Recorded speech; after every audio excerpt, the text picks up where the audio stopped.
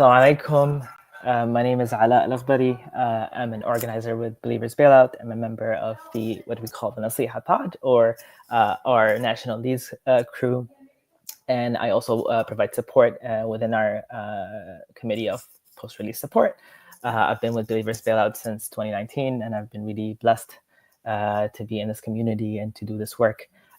Today, I will share a few conversations with some critical members, both of Believers Bailout and some guests. So today I have with me Mr. Sharone R. Mitchell Jr., who's a Cook County public defender and also formerly a policy expert for the Illinois Network for Pretrial Justice. I also will have with us Noura Maznavi, who's a founding member of Believers Bailout, and a writer and an attorney who just released actually a novel titled Yours Eventually. So look that up and make sure you engage her.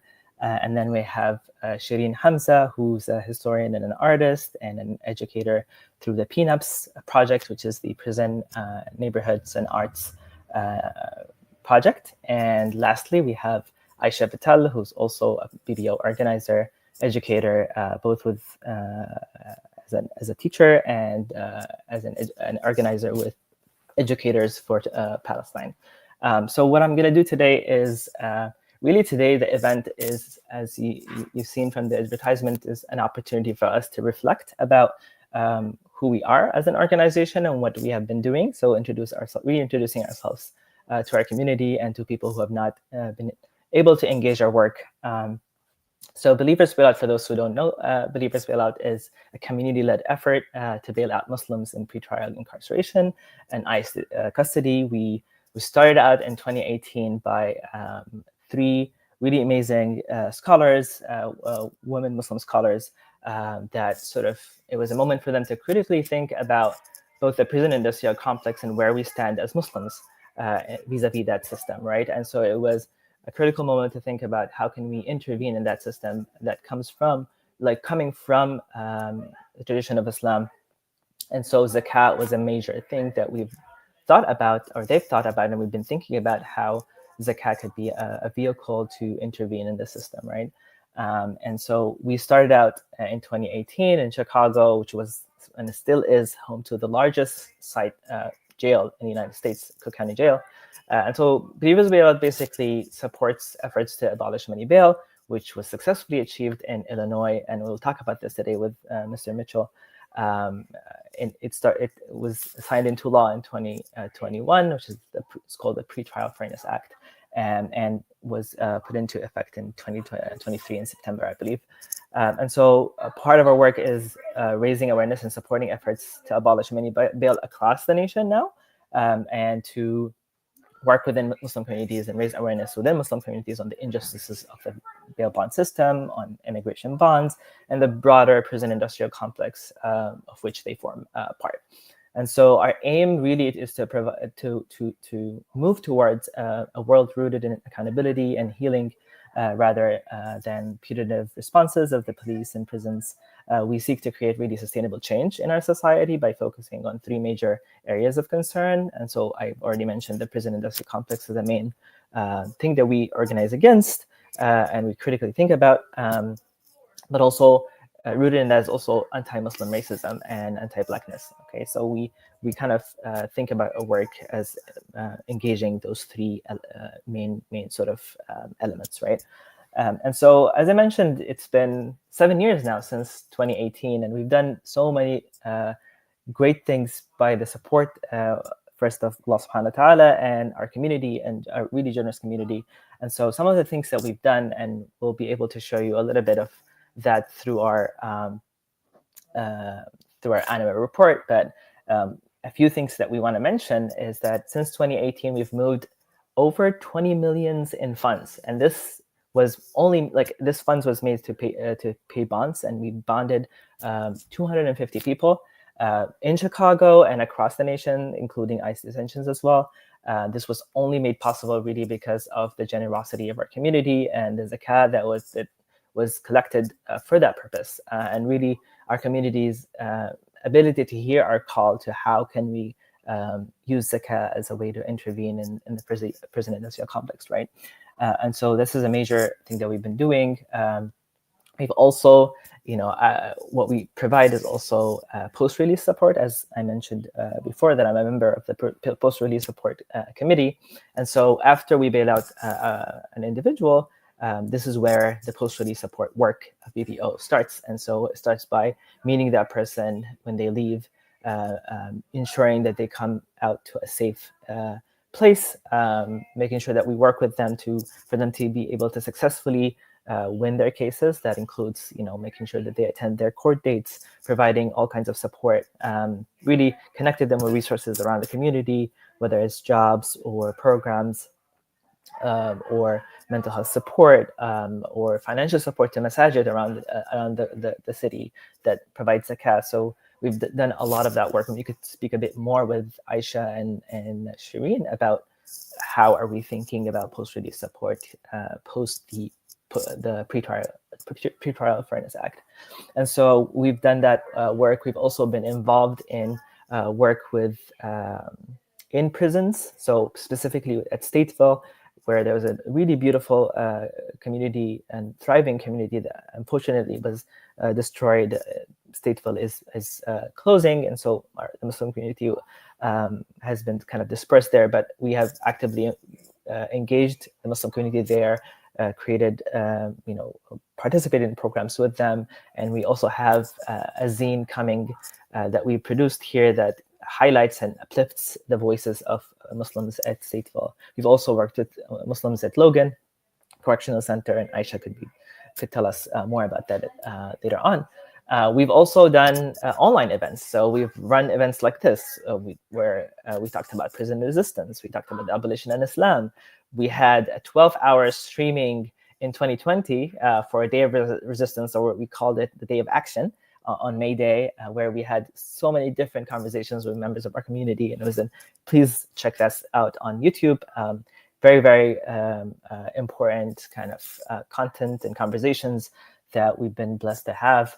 I want to also talk a little bit about, this work has also enabled us to think through, deeply about what Islam really has to say about the system that we live in, and the kind of structural causes that play a big part of it, right? And so thinking about zakah, as I mentioned, the fiqh and ethics of Islam, of fighting injustice. And so through our work, we also really have been able to do some of that discussion, and to push each other to think critically about topics like this, and to engage the community on that. As I mentioned, we don't just pay bonds to people in jails, but we also pay immigration bonds. So we've had a few years back, we've had a campaign to help raise funds for Mauritanian asylum seekers who were escaping literally slavery. But we've also bailed out several other members in ICE detentions. And as I mentioned, some of the other areas that we've really been engaged in is Connecticut, Texas. We've had some in Minnesota and Pennsylvania. So this is also areas where we've been growing our involvement through partnerships with organizations that are Muslims and non-Muslims who are doing work in these states. We also can, if I can have the annual report, we can mention a few things that we've done.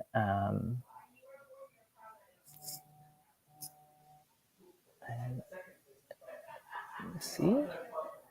Don't see the annual report. We can move on and maybe, okay, I see it here. All right, perfect. Yeah, so as I mentioned, this is some of the things that we've mentioned, how we sort of expanded our reach. We collected over $2 million. The Pretrial Fairness Act was a critical moment because we started out as a bail fund. And so that what that meant most fundamentally is we pay people's bonds here in Chicago. And so after 2023, we've done bails in Chicago that was previously, people who caught cases prior to the law taking into effect, but that has slowed down. And so we've moved into both doing more involvement in other states, but also thinking about involvement in post-release support and thinking about participatory defense, working with individuals after they leave the system, but they're still fighting cases. So how can we support them in winning their cases? And so this is something that we've been moving towards.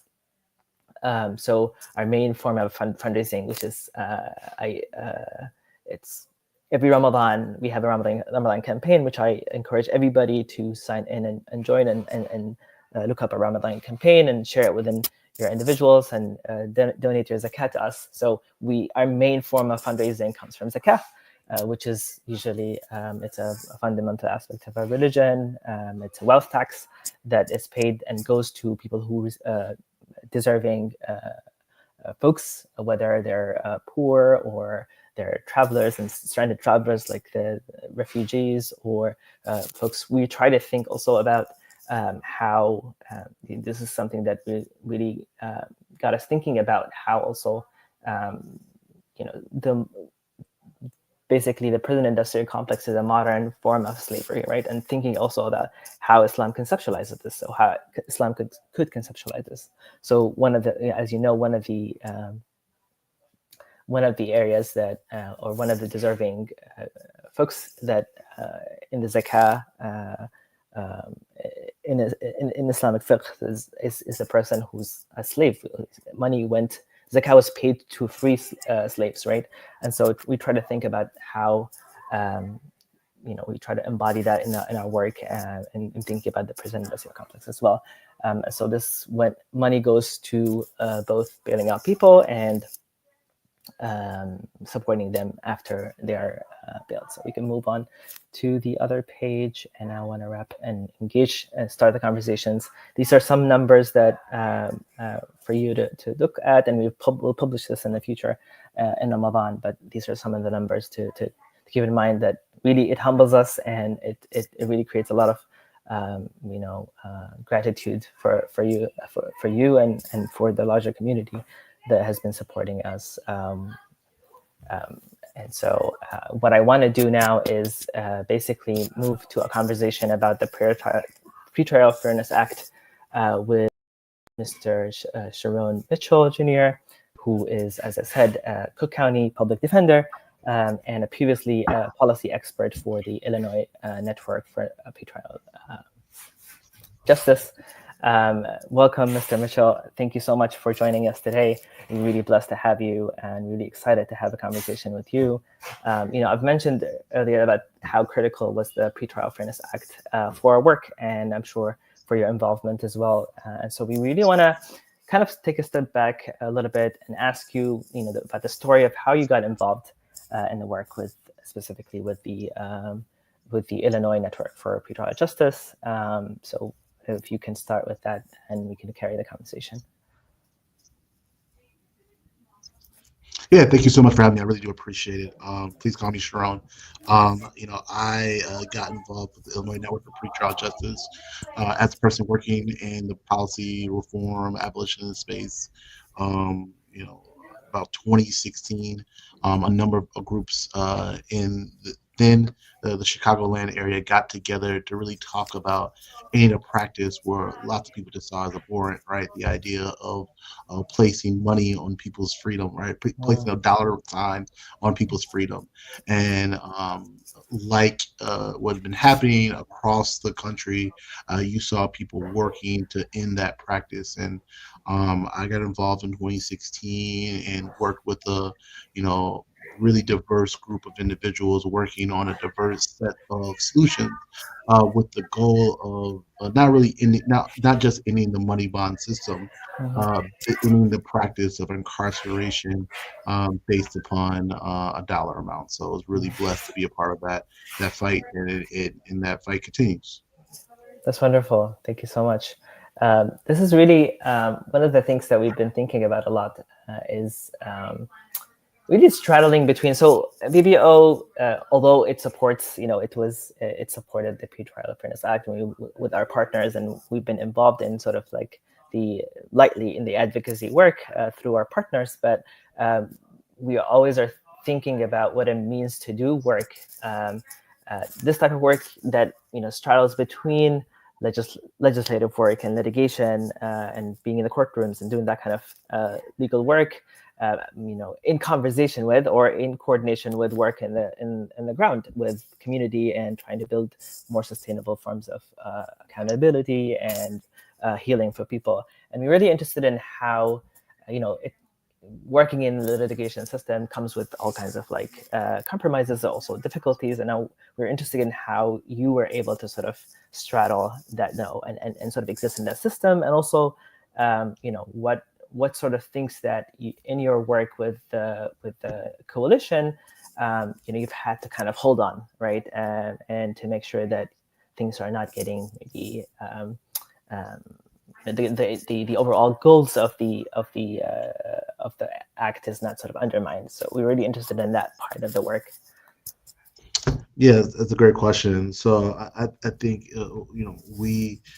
being we were part of a big coalition, which BBO was a part of, and I think when you're in coalition with a lot of different groups and you're working on lots of different tactics, it's really important to create a set of principles, right?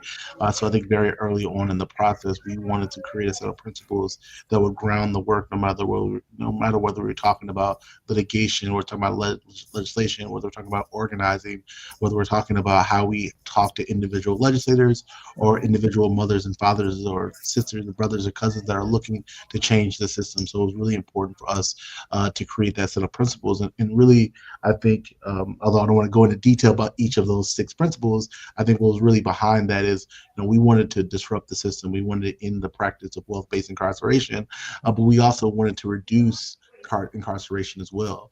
There was a way to do this, right, and do it in a way that ends money bond, but increases the amount of incarceration that we see pre-trial, and that was not a goal of ours. The goal is that we wanted to have both, right? So those were some of the key things that we had to hold on to. It wasn't just about ending money bond, right? That's kind of like if you think of the picture of a iceberg and you see the vast majority of it under the water, and you see that little point on top of it. That little point on top of it is ending money bond, but below the foundation is really reducing the power of the state to incarcerate people before trial, and create that set of standards that promoted freedom and fairness. So those were the things that we really wanted to hold on to. We really wanted to fight through as we kind of use all of our tactics. Wonderful, wonderful. Thank you for that. One of the things that really we've been sort of working really hard at is trying to figure out where we stand, post the Pretrial Fairness Act, and what kind of work we could be critically involved in. And I'm really interested in, part of that work is trying to understand what is happening after the Pretrial Fairness Act, right? How are things changing, and how can we respond to that, right? And I'm interested in your thoughts about, and your analysis of what are some of the successes. Now it's been almost 2 years since the law took effect. And so some of maybe the successes, and maybe some of the challenges, and how could that help us really think about involvement? Yeah.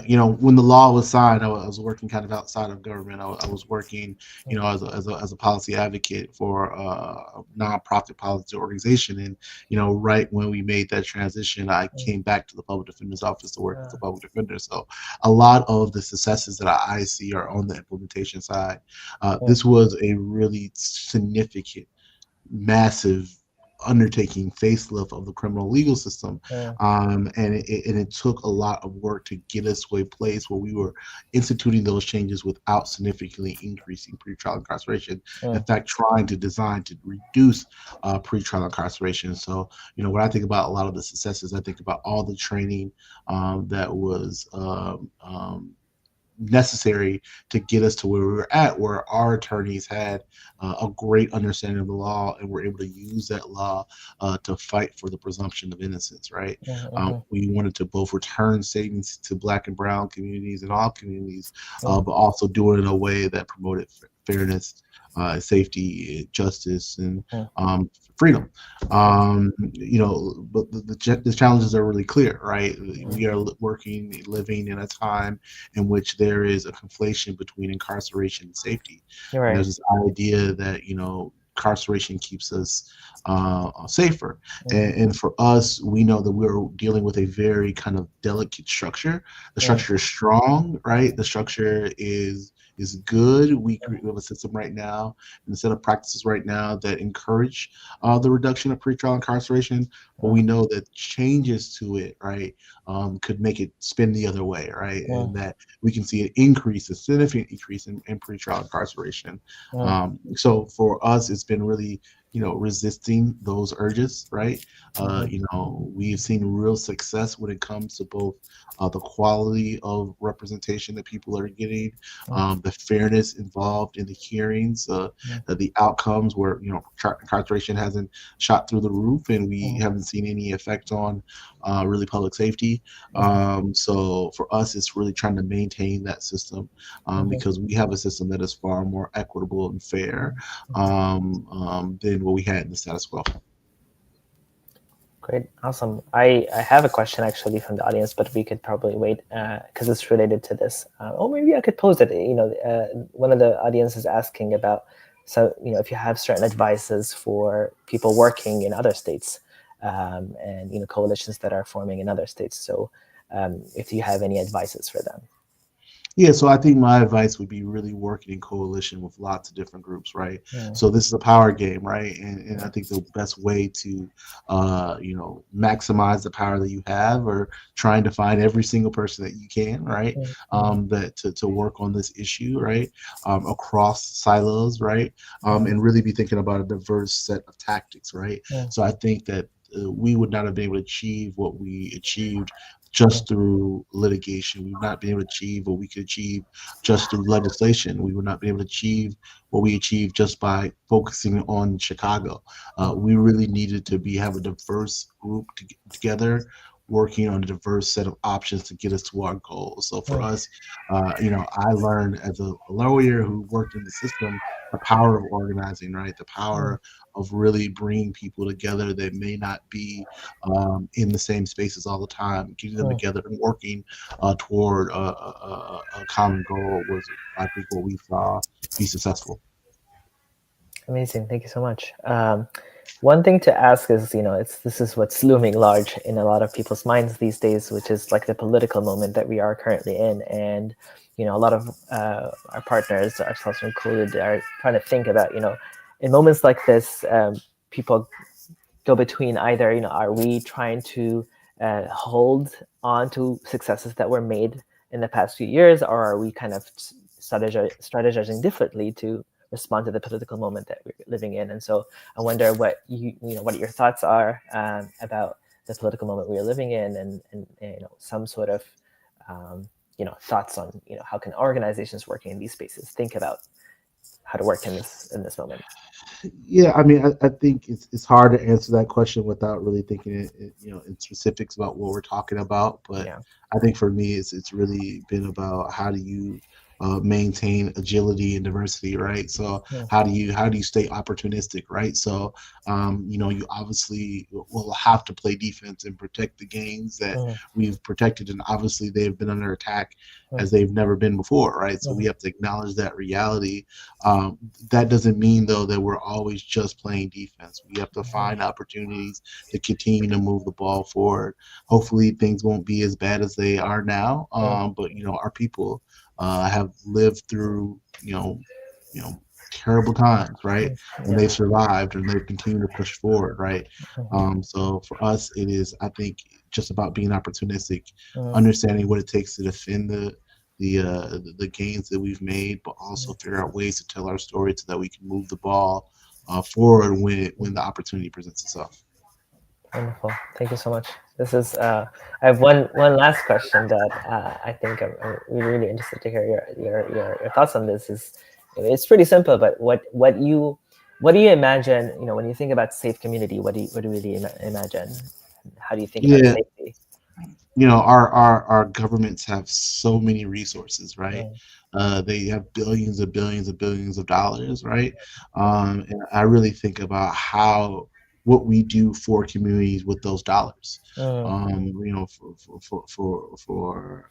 For my taste, we spend way too much on um, really isolating people that we've deemed um, dangerous and spending a lot of money pulling them out of community and putting them in a corner, right, where they quote unquote can't hurt us.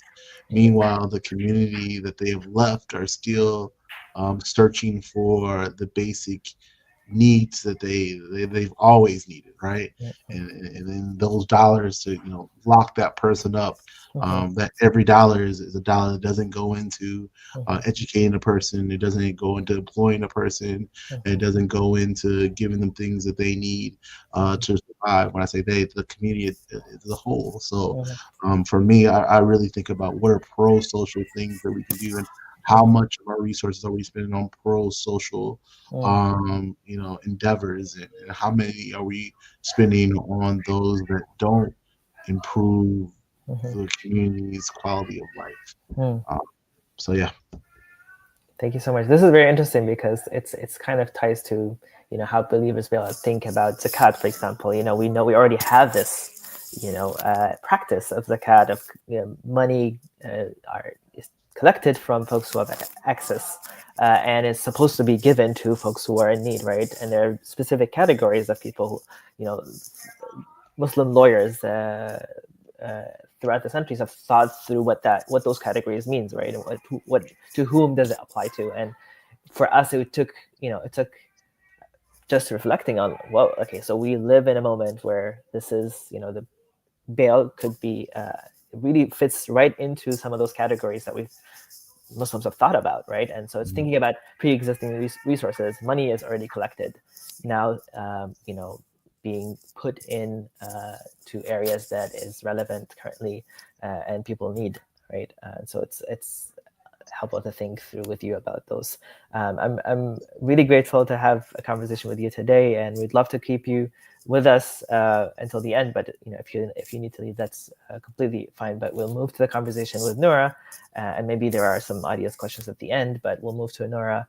Noura is one of our founding members, and as I said, is a writer and an attorney. She's done prison litigation work before, and she's recently published a novel called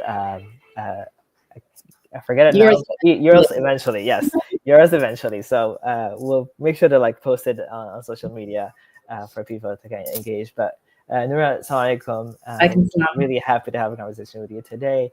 But we really want to talk to you today to you about is you were one of the founding members of Believers Bailout, and I'm interested to hearing your thoughts about what went through the process of thinking about forming the organization and just where you and other members of the previous bailout in 2018, how you guys thought about it. I'm also interested in thinking about how your analysis or your thoughts on how the Muslim community has I guess their involvement with the prison industrial complex pre 2018, and what you've seen things have changed, what are things that needs to change still. So really interested in sort of thinking about founding moment and also some of our history. Sure. Thanks for having me. I'm just so proud of Believers Bailout and how much work continues to be done on behalf of our communities. So as you mentioned at the very beginning of the session, Believers Bailout started kind of from brilliant minds of three Muslim women scholars, Dr. Suad Abdul Kabir, Dr. Keisha Ali, and Dr. Meith Al Hassan. And they had a conversation and thinking about how we kind of raise the issue of money bond and the prison industrial complex, and how we can elevate those issues within the Muslim community. And what they envisioned in 2018 was something similar that had happened in 2017 called the Mother's Day Bailout, where similarly, there was an organization that was providing money bail to bail out mothers around Mother's Day. And so that was kind of the model. But the thing that really strikes me is that I actually had to go back and look at some of the emails to see, kind of try to refresh my recollection about how this all started. And I think that the thing that was most astounding is that some of those early conversations happened in March of 2018. And the official kickoff was Ramadan of 2018, which was May, it was like mid-May. Right. And so it's incredible how quickly it came together. And I really see that it was a blessing. We're in God's hands. But the conversation, obviously, we picked Chicago Cook County Jail, largest single site jail in the country. And Dr. Suad and I were both living in Chicago at the time. Neither of us are there now. But we were having a conversation and about talking through ways that we could get law students involved, lawyers involved. At the time, I was working at the University of Chicago Law School, and one of the other founders, Nabiha Makbul, was a student there, and she was involved with the Chicago Community Bond Fund. So we started a conversation with them, and ultimately we signed a memorandum of understanding with them. And I really want to give a big shout out to the Chicago Community Bond Fund because, like I said, this was a quickly put together campaign at the initially, and we were kind of operating under a time crunch, and I don't think we could have done it without their support and the infrastructure that they already had, which was quite astounding. So, and I actually looked back, our very, very first meeting to discuss kind of the logistics of Believers Bailout was April 22nd. And the plan was for us to go live on May 1st. So you'll see how many days we were there. It was pretty incredible. And I joke with Nabiha at the meeting, the idea was this is not just about raising money. I mean, obviously we want to raise money to be able to build a lot of detention, but it was really about introducing the concept of money bond to the Muslim community. It was an issue that people were not aware of. And then generally broader than that, elevating issues of, inequalities in sentencing and prison abolition and all of these issues. So in that first meeting, we were kind of trying to set a monetary target, and somebody said 50,000, and I remember Nabiha and I just kind of laughing and being like, "Yeah, right, we'll get 50,000." Like we were fortunately so cynical about the whole thing. So at the end of the meeting, we decided that we were going to raise 15,000. That was our goal, and if we hit it, we would incrementally raise the goal. And I mean, at the end of that Ramadan, we had raised $123,000 for 2,000 donors. And so I think, one of the things I think a lot about is that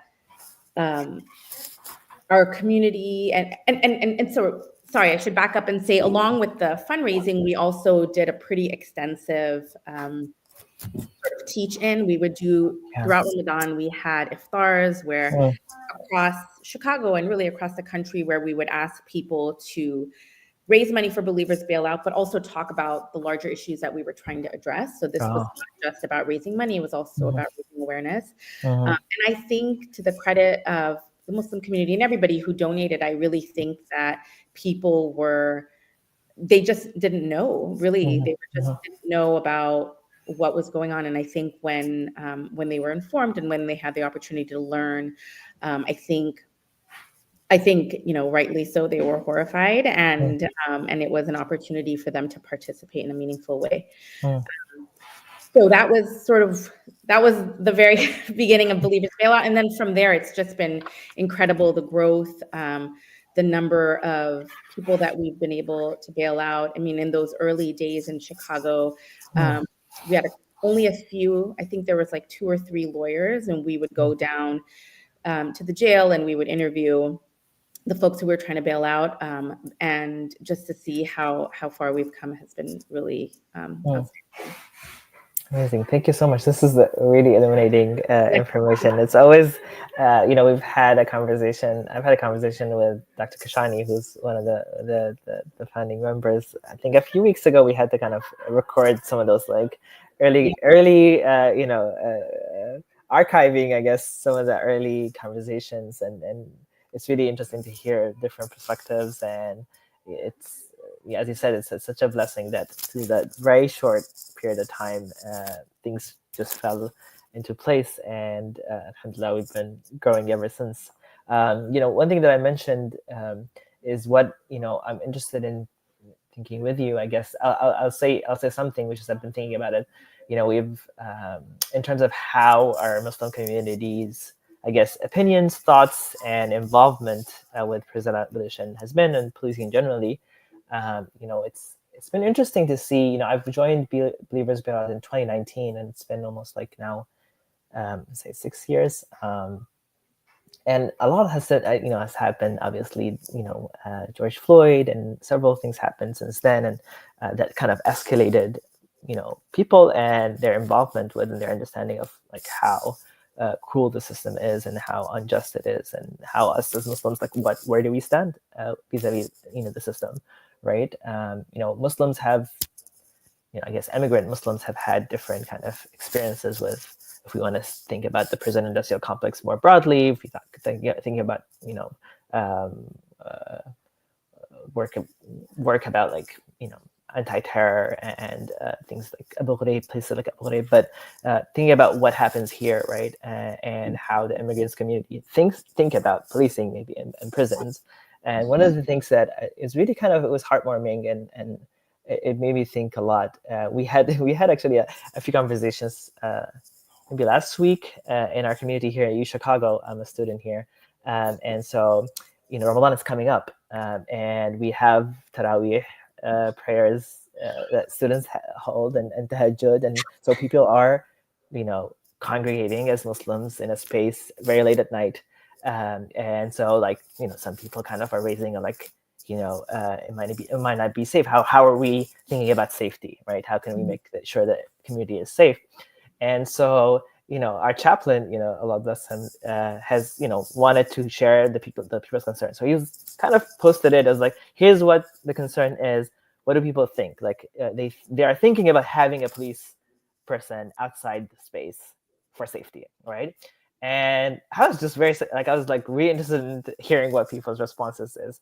And overwhelmingly, like people thought that was a bad idea, first of all. People brainstormed on the spot like 5-6 other alternative ways that are community rooted, like carpooling people, having a group of people who are out there and watching and make sure everyone is getting home safely. Multiple other ways of really making using police redundant. Like we have a lot of resources. We can think of many ways in which we can keep us safe. And so it was a moment, oh wow, like I've really, there are a lot, it's a population of Muslims that are a lot younger, right? And so you expect something different, like, from maybe elderly Muslims, and we could talk about that. But I'm interested in what you think about, what has changed, and what are things that need to also change. I would just say, kind of in Muslim spaces, the concept of prison abolition used to feel so radical, and I think you would say it and people would just think you were fringe. And now it's something that is like within the common sort of vernacular. It's like, that's the goal, And I don't think there's any kind of debate about that. I know, so when I started practicing law, it was 20 years ago, which is pretty incredible. And I started work in San Francisco at a time when the California prison population was at its peak. So in 2006 is actually when California hit its peak. And that's when I was working and doing mainly prisoner civil rights actions. And I remember at the time, of course, there were a ton of Muslims incarcerated. There were a lot of people who were doing really important work in the prisons in terms of chaplains and dawah and kind of social, emotional, religious sort of outreach. But at the time, within the Muslim legal community, it was very, very rare to have Muslim lawyers that were focused on these issues. You might have had criminal defense lawyers, but sort of people who were looking holistically at the system and how they could impact and change. And it was very rare. In fact, I went once for a prisoner rights litigation conference, and there were two of us. It was advocates from across the country, and there were only two Muslims there. Wow. And so now it's like, I look around and there's so many lawyers who are doing this kind of work, and it's really entered sort of the mainstream. And I just don't think there's any question about it. So I think we've come a long way, certainly from when I started practicing law, but definitely from the time Believers Bailout started. Wonderful. That's really great, and it's really promising, and we're really grateful about that stuff didn't happen just like miraculously. It happened because there was a lot of work. People working in the ground and to make sure that there's raising awareness within Muslim communities, and this is something that we're always interested in. And like our being present, we have a very good online presence, but always we're thinking about being involved in the ground and being in the masajid and having these conversations, getting the community to speak and have conversations about prison abolition and alternatives, restorative justice, generally inspired by and like through Islam as a tradition, and its multi perspective and diverse perspectives, right? So it's really heartwarming to see how that the growth happened. I want to move now to some of the also positive work that we've been talking a lot about, bailing people out and us as a bail fund, but also a lot of our work happens afterwards, right? And providing support for folks after they're bailed out. And so I want to before I introduce them, I want to make sure to highlight your recent novel. I want Thank you. Roida's telling me that they want to post something on the screen, so yours eventually, right? And so if Roida can put a highlight on that, and please, we're really I'm really excited, and so I'm about to hop on a very long plane, so okay. Something to and read. I would just say, actually, my writing started, I think, from my prison work. I think, working as a young lawyer, really working individually with people who are incarcerated, and realizing that even though the law may oftentimes be on a person's side, unless we can understand the humanity and see individuals as individuals instead of sort of an issue, we're not going to do anything about that. So anyway, that's where my writing came from, and sort of an attempt to share our humanity. So Wonderful. Thank you so much. Amazing. I'm very excited to read, and I'm sure other people are very excited to engage you there. But we'll move now to introducing Aisha Patel, a very dear member of Believers Bailout, and Sharone Hamza as well, another Believers Bailout member who done a lot of work with post-release support and also work at Stateville Correctional Center and Logan. So assalamu alaikum, Aisha and Sharone. I've introduced you earlier, but Aisha is an educator, and she's a long-time Believers Bailout organizer, and also she organizes with Educators for Palestine. Sharone Hamza is also a Believers Bailout organizer, and organizer of PNAP, which is Prison Neighborhood and Arts Project. She's also a historian and an artist. And so I'm really interested for this part of the conversation because I'm also involved in that work. And so I'm really interested in your thoughts. One of the things that we want to speak a little bit about is maybe start with our post-release support work, and maybe start with you, Sharone. How you've been with Believers Bailout for several years now, and we've had a lot of conversations about thinking about both like how we've imagined post-release support prior to the Pretrial Fairness Act and some of the new things that we've been doing. So really excited to hear your thoughts on this. And yeah. Assalamualaikum. Thank you so much, Ala. And every question that you've asked me, I would also love to hear your response to. In the wake of the Pretrial Fairness Act, we definitely have seen, and also leading up to it with all the advocacy work that Chicago Community Bond Fund and the whole coalition has done, people doing court watching and observation observed an increase in EM, and that has absolutely continued. EM is electronic monitoring or ankle bracelets. As members of the post-release support team, we witnessed the incredible just devastating effects of electronic monitoring, turning a home or an apartment into into a prison, Mm-hmm. turning it into a carceral environment. And I say, or an apartment, because many people's entire stability, jobs, their relationships, their custody of children, their belongings have all been lost or disrupted, and multiple people who we have bailed out have come back to complete devastation, having to start from nowhere. Even just getting an address for them to be released to is often part of what delays the process of them being released. Right. So we will talk about them more, but speaking to some of the Muslim brothers at Stateville Prison, one in particular has described to me the importance of sharing with people not incarcerated how there isn't a huge separation between what is the prison and what isn't the prison. Right. That carceral technologies are expanding into every aspect of life. And this is something where we see people on electronic monitoring are on the front lines of that. So there are many, many challenges that people face post-release along the lines that I mentioned, but also even connecting to Muslim community, because their electronic monitoring is limited to, they have curfews on the few days that they get movement, and they don't often get movement on Friday.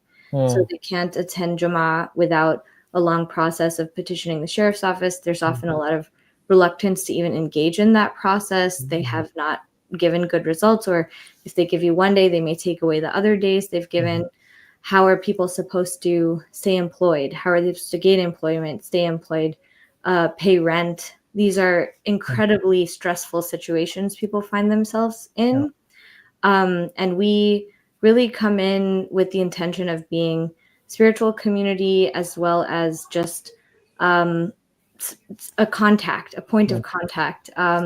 In addition to, in the case of many people, family networks, community networks, they are reconnecting to after incarceration. So that is the kind of main job of post-release support. We are not a service organization, we're a bail fund, but we find ourselves realizing the crisis of the government, the long process of the government pushing all social services onto the nonprofit sector. There is a housing shortage. There is a shortage in pretty much any social service you can name, and mental health providers. So this is what our community needs right now, and we find ourselves facing the real deprivation and lack of support with them.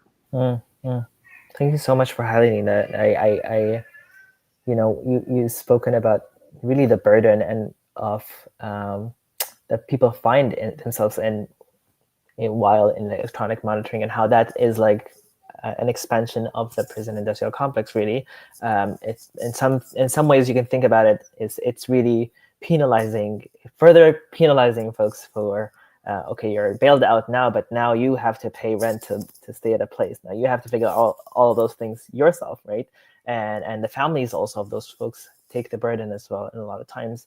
As you know, we've the past few years especially have really gotten us to think really seriously about housing and where people find themselves at, right? And we've a lot of also of our zakah money has gone to intervening in critical crisis moments where people are in a crisis of housing, for example, or even food. Very important fundamental rights for people, right? A safe place to live in and food, right? And that has been extremely difficult to work at because we're not a service organization, right? But it's also been an opportunity for us to learn and to see where we could expand and where we could intervene using zakah already, like as a kind of resource, both spiritually and as a real material kind of resource. And so it's been devastating to experience that, but it's also a place for us to think about and to think with other Muslim organizations in Chicago and nationwide to think about and brainstorm, right? What could be done, right? How can we intervene now yes, we're not paying as many bills as before here in Illinois, but we have all this work to do, right? Yes. And to also, to kind of think about that work. I think it's been also a chance for us to feel the gratitude for the decades of organizing on Chicago's South Side, Yeah. all the masajid, imans, food pantry, Right. where people coming out don't always have like all the paperwork they need to immediately get registered, Yeah. and how they understand. And we have a long working relationship. And so all the people who have supported Believers Bailout just because of the work they're already doing, it without them, we wouldn't really be able to, do these food drop-offs and, take people, get them acquainted with the food pantries near their homes, giving them rides to the court. I think those are moments where we really feel like the need for more people to join in our efforts. There's just the lack of public transportation from so Right. many neighborhoods that people need to go to Cook County from. So, but yeah, I feel immense gratitude in those moments for these legacies of organizing. Alhamdulillah. I want to raise, one of the things that BBO also does, we do bail out people, we provide support for people, post-release, but one of the things that we also do is that we call it the no-release support, right? So folks that we cannot bail out, like we are also, we are involved in that work, and that includes folks in jails, like CCJ, for example. A person maybe has a very, very large bail amount. That's not the case now, or now we can't, like people we cannot bail anymore, right? They're just held in custody. And so one of the things that we do is, provide support, like material support, sending manual orders, sending letters, having some sort of connecting people with folks there in a form of like, community, and for them to get to have conversations with people outside, right? And to kind of break that siloing and separation that the system thrives in. But I want to hear from you, Aisha. You've been involved closely with Shireen at Stateville, which is soon closing, but an enormous and really great Muslim community lived there, right? And I wanted to, and you've really worked closely you've attended many of the Jum'ahs, and you've also helped kind of translate some of their thoughts and their energy, and we're really interested in like learning about the community there. How have BBO been involved there? What are things that you've kind of been doing also with Logan? Obviously, we've done no release support, so I'm interested in hearing from you about that work and how it impacted you. Of course. So just a little bit of background. Early last year, and I think about March, the governor of Illinois had put out a plan to shut down 2 prisons, Stateville and Logan, as part of a $900 million renovation program to replace them with state-of-the-art facilities. Logan has since, Stateville has since been shut down. Logan is still at the current location. So the brothers at Stateville have been separated from their community that they've built all across Illinois. So I guess like first talking about Logan is a women's prison in central Illinois. We've been connected with Logan for a few years, even I think before my time at BBO. And it started off with delivering hygiene products to the sisters there. When the pandemic hit, we came across a lot of hurdles in delivering the hygiene products to the sisters at Logan. And so something that came out of our restructuring of programming during the pandemic was an effort to collect the stories of the incarcerated Muslim sisters. I think a lot of times, rightfully so, right? Men are unjustly targeted through the prison industrial complex, but a lot of times we forget that women are also unjustly incarcerated and targets of that system. And so something that we did was we connected with some of the incarcerated sisters and we collected their stories. Anonymous, but they were stories of resilience, of transformation, and they talked about navigating the pandemic, navigating being Muslim, navigating being incarcerated. A lot of them were mothers, so they talked about family. And I carry the zine with me everywhere, and I have copies that I always give out to people. It's also digitally available on our Instagram, so definitely check it out. It's incredible. It took years to kind of create and then put out and publish. But it's been an incredibly rewarding opportunity to connect with the sisters at Logan. For the past couple of years, we've also been delivering dates, just another way to support our incarcerated sisters. And I know for a lot of incarcerated people, they don't have the spiritual support. They might have a chaplain at the institution, but that chaplain will not always be Muslim. That chaplain will not always be well versed in Islam. And so a lot of times, we had to, when I was connected with the chaplain, I had to explain we have to provide dates because, they use this to open their fast every day. I had to give him the count, do some math. But, it was a pretty low level lift on our part. And it's so incredibly helpful for our brothers and sisters on the inside. And then when it comes to Stateville, I had the honor of attending Jummah there almost every Friday last summer because I was off of school. And the most, I think, powerful part of being able to attend their Jummah programming was one, just learning about the incredible community they built. Across the decades, they have advocated for themselves, right? This is organizing that's happening on the inside, right? They have been able to get halal meat for themselves. They've been able to get programming for themselves. They were having classes every single day. And then on Fridays, it was 3 to 4 hours of programming, including the Jummah, the actual prayer. And one of the most powerful things for me was being able to take their stories and bring them into my classroom. So I told my students, we were talking about John Burge and the case of police torture in Chicago in the 70s, 80s, and 90s.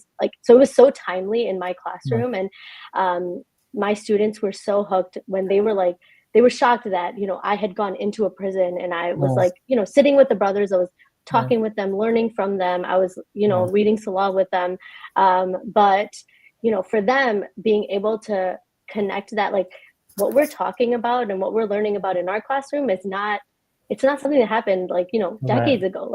There are still people incarcerated from the torture of John Burge and, his eliciting of false confessions from the brothers. And so being able to, bring that reality into my classroom was so incredibly powerful. And I think it really, impacted my kids in a way that just talking about it, it was very different. Amazing. Thank you so much. I also want to hear from Sharone because Sharone has been really involved also with Stateville and Logan.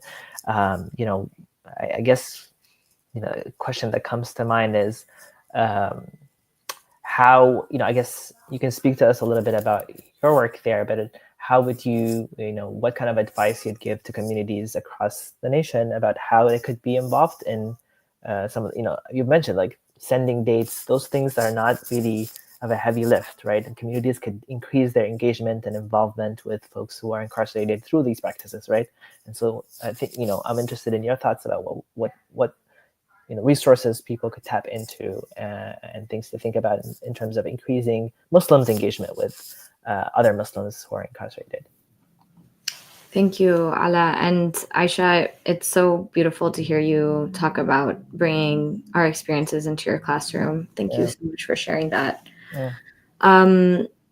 So the backstory of the Stateville, this beautiful community, Jamaat Ibadur Rahman at Stateville was kind of a joint inside-outside organizing effort.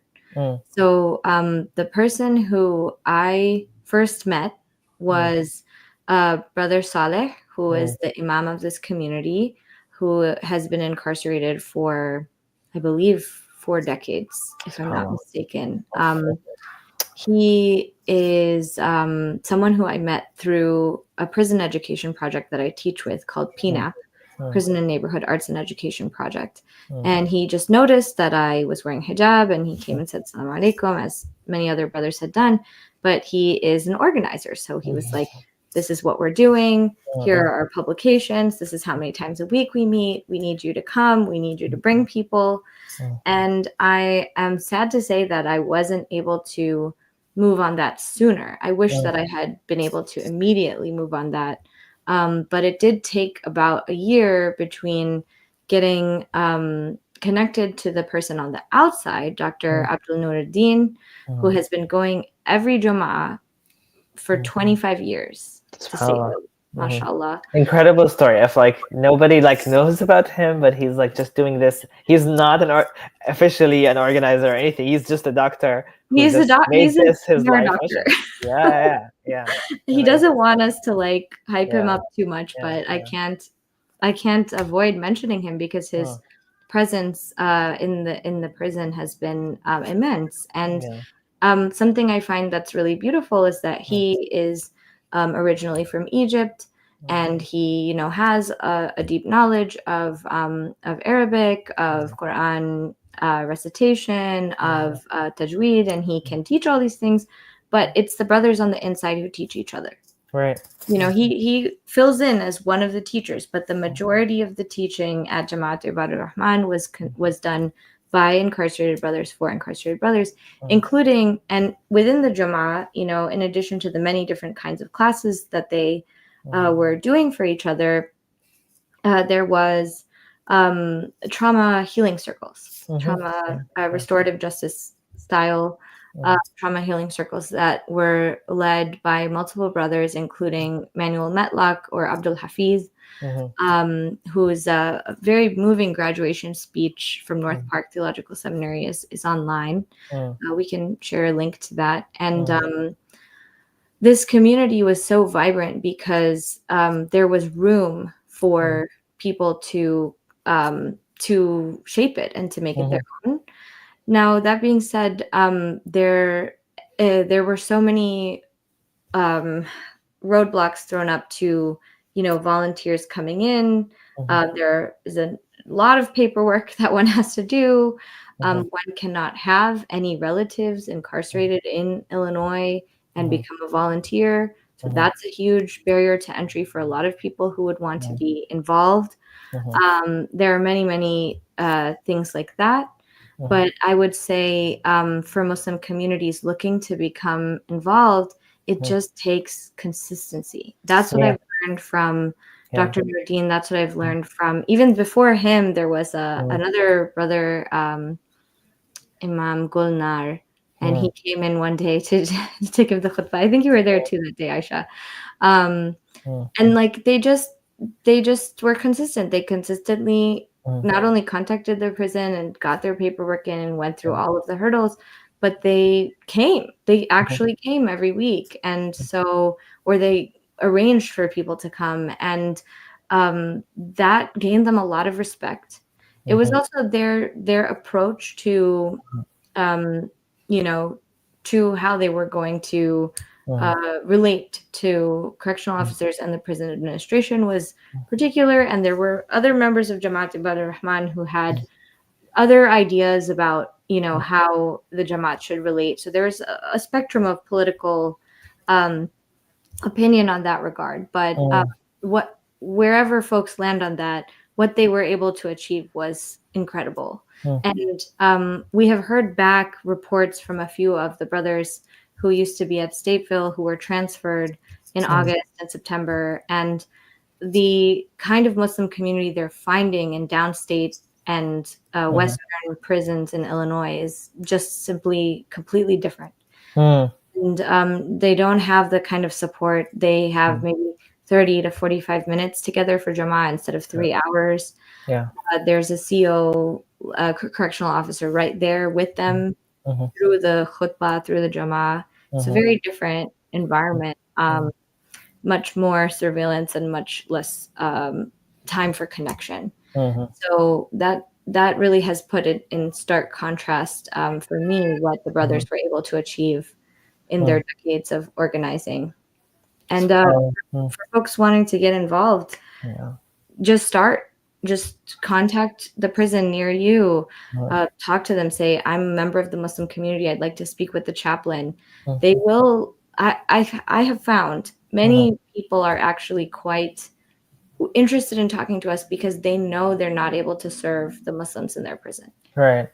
Now, you may get a range of different kind of responses, but you have to start somewhere, and you may need to just be really relentless, really consistent.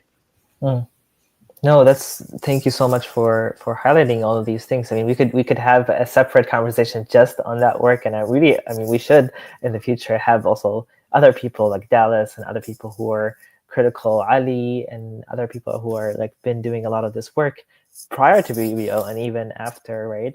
I one of the things that you mentioned is this what it takes to do this work, right? And we come from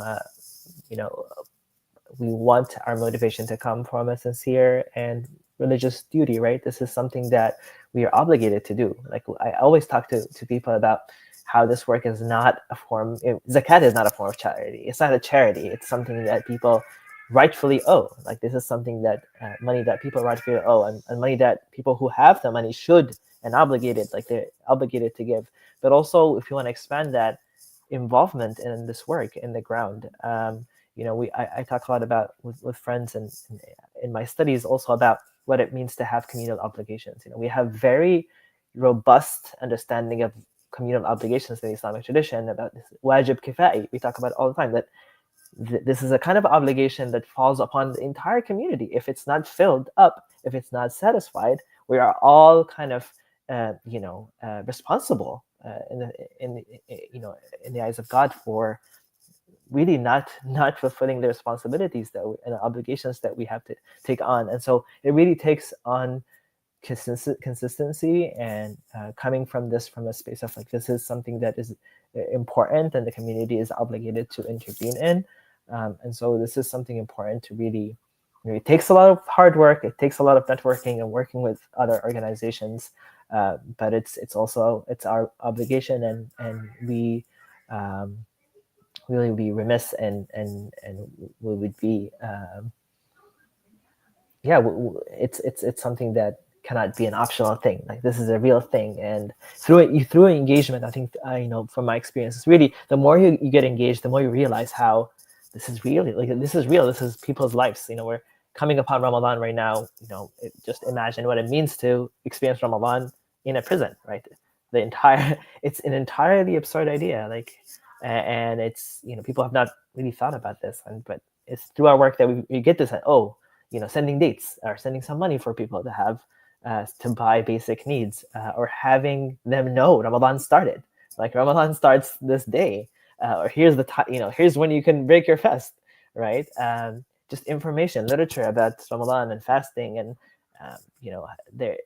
Aisha mentioned a little bit about some of the challenges. Like most of the chaplains out there are not Muslim, right? And just getting it's such a privilege to be able to just tap into religious services or tap into religious information, but that's like something that is really scarce. And Islam is a transformational force. It's a really something that transforms people, right? But it's also something that is a challenge in the prison industrial complex. It is seen as a threat, right? As something that sometimes Muslims always talk to us about who have been incarcerated, how Islam is just it's a transformational force in their lives, but they've seen how they're treated, right, within and after they leave, right? And so thinking about increased engagement from his perspective of obligation is something that really is important for us as a larger community to think about if we want to make sure that this work continues, right? Can I add one quick thing, Ala? Yes. From what you're talking about, it just also reminds me that it's really important to say that part of the urgency in my voice is because prisons are dangerous, deadly environments. Yeah. So many of the brothers we met were the age of our grandparents. There were at least a fourth of the people in Jamaat Ibadur Rahman were wheelchair users or had some other kind of mobility aid. There were people with a range of different disabilities, many of whom had been disabled by incarceration.